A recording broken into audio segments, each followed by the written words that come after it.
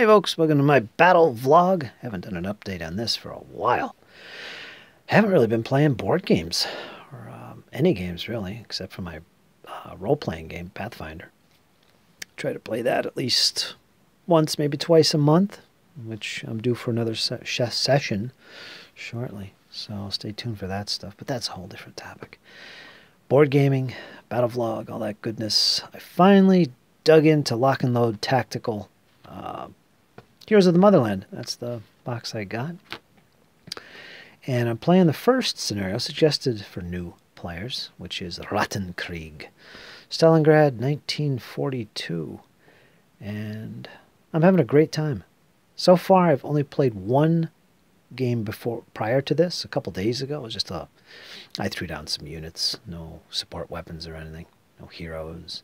Just some leaders, some infantry squads going against each other. And I liked it. Different, that's for sure. Certainly this isn't a traditional World War II tactical board game in the sense that it doesn't use CRTs. There isn't a combat results table where you roll a dice, add modifiers, and cross-reference, whatever. This system is quite unique, and it reminds me of more of a miniatures game because of this, but it's a competitive die rolling. Basically, when you shoot, you roll d6, and you're going to add modifiers, and your target is also going to roll d6 and add some modifiers. And they're compared. And if the shooter exceeds the target's total, he hits, basically. And every unit in that target hex next makes a damage roll, which is a d6 plus the difference between the previous two die rolls. And it could result in a unit becoming shaken, eliminated, all kinds of things. Leaders getting wounded, all kinds of things. So that's different, but it is fun. I like it. And had it happen quite a bit. And so far in this, I've played one turn, and I'm in the top of turn 2. And I believe the Germans have that. You can see it up there in the corner, the little German cross. That's to remind me at turn 2 who's got initiative. Another thing unique about this scenario, if you're familiar with the system, is that normally you roll initiative at the top of each turn, and then the players alternate activating stacks or units. Well, in this one, this has a special scenario rule called Chaos. It's very chaotic. There's a lot going on, a lot of confusion. There's a counterattack by the Russians against the defending German positions, and there's a lot of chaos in the air. And the way it simulates that is that after each impulse, which is an activation for a stack or a unit, instead of alternating to the opponent to do that, the initiative is rolled at that time. So at the end of each impulse, roll initiative again. So you could have one side going one boom, boom, boom right after the other.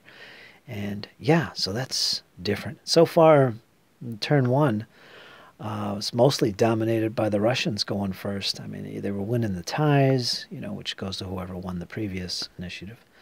And they had a lot of that going on. And they had to jump on the Germans. The Russians also have some off-board artillery they can call in. I probably should have called it in, but again, I'm just learning. I didn't dig into that rule yet, so I'm going to do that probably in turn 2. They also have a sniper they can place on the map who gets to shoot like immediately or something. And quite devastating he could be. Russians also have a commissar up here with the regular units. These red units are guard units. These are regulars. And the Germans have a hero, the only hero in this battle, which is this guy here. No skills associated with him, but he counts as a hero and can do some cool things that all heroes can do. They do have a leader who has a skill, which is a unique thing with this game. It uses skills. You can have heroes and leaders that have special abilities called skills. And in this case, this guy starts with decisive. He basically can stack or a unit that's already been activated, say it fired in a previous impulse, can be activated again this turn. So you just remove the fire marker, and you can suddenly fire again, in the same turn. So that's pretty cool. You can only do that once in this battle, I believe. And we've got some things on fire. The fire can spread. I believe this building was on fire as well. It went out. This one spread to this light woods. So that was interesting. I got some informational counters here, which are cool. You lay them on hexes to change the terrain that's in the hex. So this went from low crops to a wooden building. This says foxholes, but it's actually just a proxy for, I don't remember, it's either a woods or a building. Because I didn't have enough trenches for some reason. One was missing. I don't know if, I would think they would give you enough to play all the scenarios in here. Maybe they did, I can't find it. But on the reverse side of these trenches, trench counters, is a terrain counter. So in order, the Germans have 5 trenches, and I didn't have any more counters to represent whatever was supposed to be up here. So I had to take a bunker here with foxholes on the other side, a totally different counter. Put it on there just as a little reminder that it's a proxy. So there is that. I'll have to look around in my baggies. But basically, it's a fun little scenario called the Rattenkrieg and Ratswar. And basically, the Germans have advanced so far and decided to halt their push forward and set up a defensive perimeter here around this building, which is an objective. I'll go into that. They've got a nice line of trenches going on here. They got some rubble in some of these buildings that they placed as well that kind of give them an advantage, you know, rough it up for the Russians if they advance through here. Actually, I haven't read the rules for rubble yet. I did place them. I'm using my common sense of what rubble can and cannot do, and then I'll look it up. So again, I'm just learning the game. Forgive me. So yeah, that's the situation.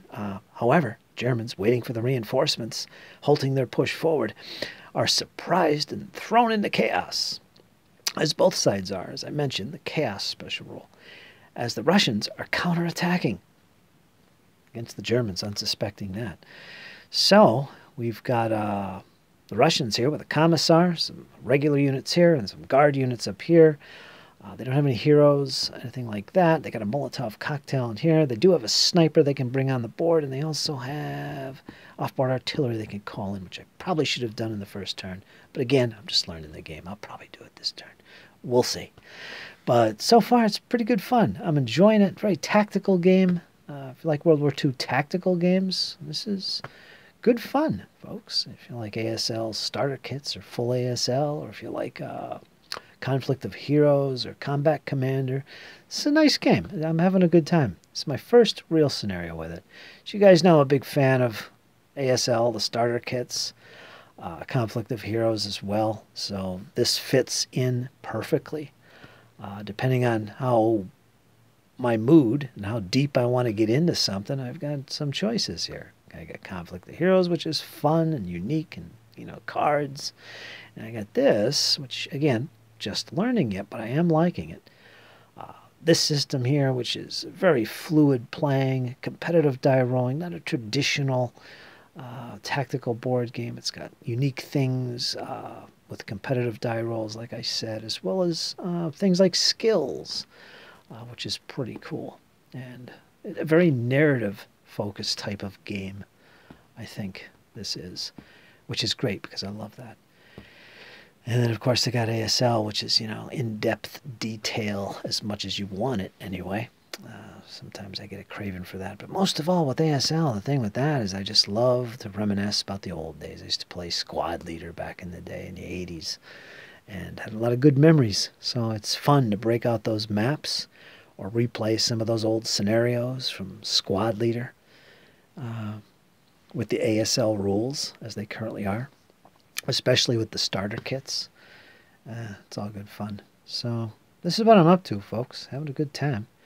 Taking advantage of my self-quarantine, 2 weeks plus now. And I hope to get up more vlog entries soon, I imagine, because I'd like to do another one and show you my progress with this battle as it's set up currently. In fact, let's take a little zoom on the map here. Just a little zoom. Kind of give you an idea. This guy's got the counter showing he has that skill. And this is the objective, by the way. That building with the white perimeter on it. Russians have to capture both hexes, I believe, to get a victory. Otherwise, Germans win.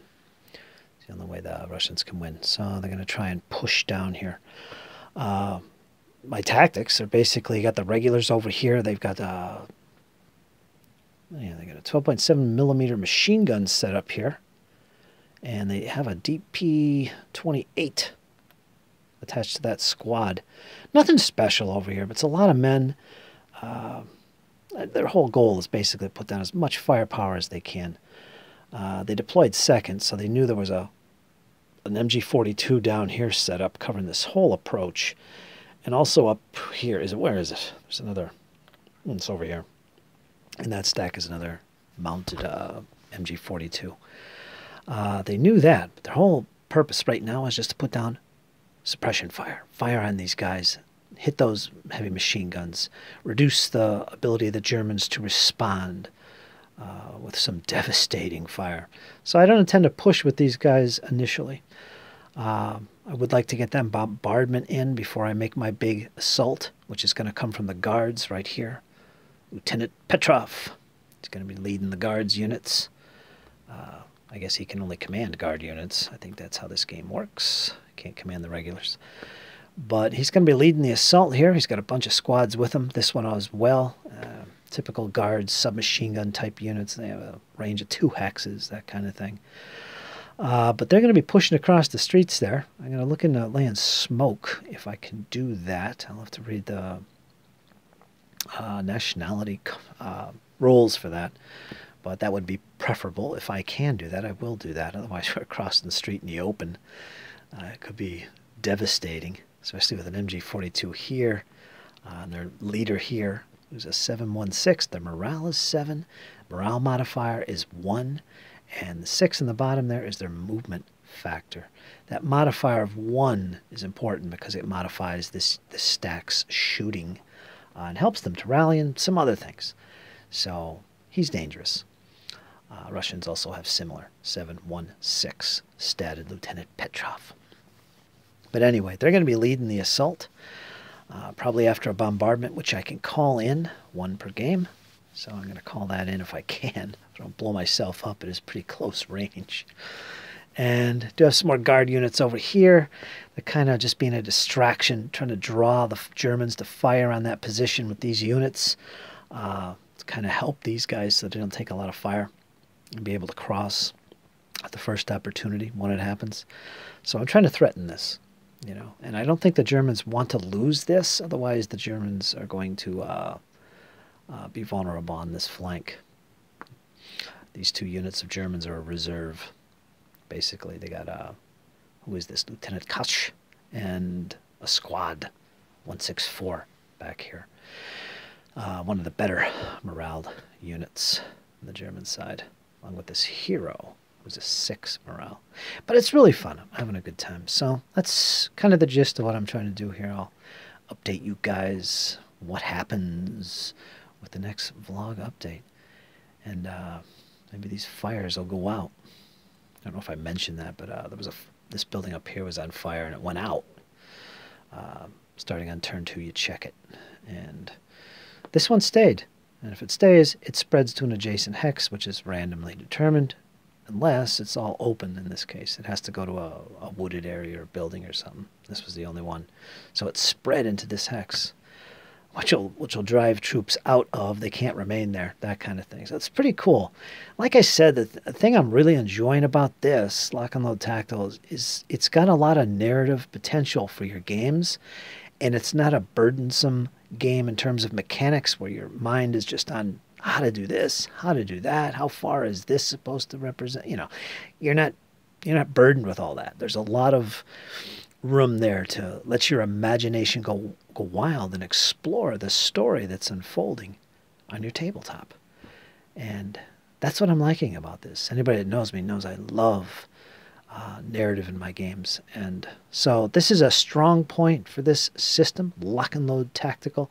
And I'm going to update you guys on how it turns out. And yeah, so far so good. Good fun. A little look at some of the things you can do. Starts off with the rally phase, goes into an operations phase, and then finally the administration phase concludes a turn. So there's only 3 phases in a turn. Interesting. Useful chart. It shows you how you spot and how you use direct fire, ordnance fire, close assaulting vehicles, melee, step reduction charts. So if a unit's reduced, it shows you what that reduced counter looks like, so on and so forth. Overruns, very useful charts, and there's a lot of them. Small arms versus infantry. Basically, the attacker rolls d6 plus firepower on his counter, plus the DFT table modifiers, which is a separate table, like, you know, add your leadership modifier if there's a leader in the shooter's hex as well, and he has a modifier of, say, 1. You'd be able to add that, plus 1. Again, you want to exceed the defender's roll, which is basically a d6 plus his terrain modifier, so on and so forth. Here it mentions snipers.